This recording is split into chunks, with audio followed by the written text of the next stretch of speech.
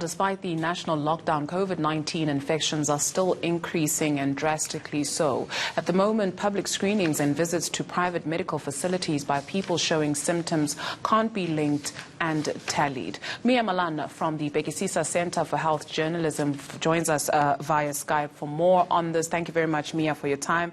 As we heard from the President yesterday, medical scientists and our doctors inform us that we are still in the early stages of this pandemic. And as we mentioned, we're seeing a rise in numbers. Why is this? So we're in the 7th week of our outbreak, and if you would recall, to go back a little bit, you would recall Professor Salim Abdul Karim telling us a week or so ago that we need to look at the average number of tests per day, and if we have fewer than 90 tests, an average of 90 tests per day, then we can ease the lockdown, and if it's higher, then we should continue the lockdown.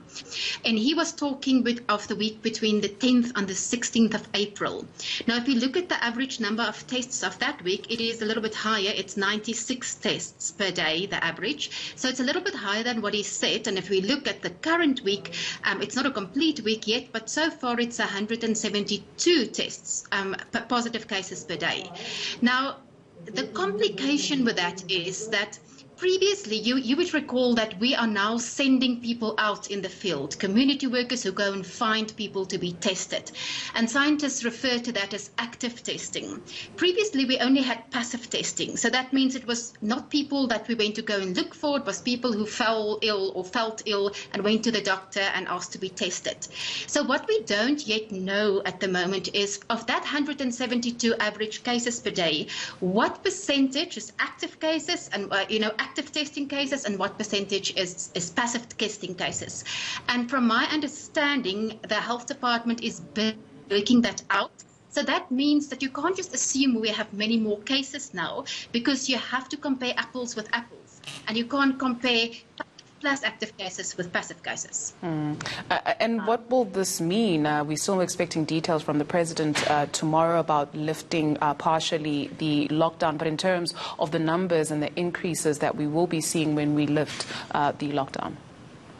So you will see, if you look at the numbers, that there is a direct correlation between the number of tests that we do and the number of new cases that we announce on that day. So if we look at the week between the 10th and the 16th, we did have a little bit higher than 90 average cases a day, which is not necessarily a good thing, but I've spoken to a few scientists and they say it's only a slight increase. It's not an alarming increase. What we now need to wait for is to see if we want to compare the passive cases against that week. We need to see what the separation is that the health department comes up with.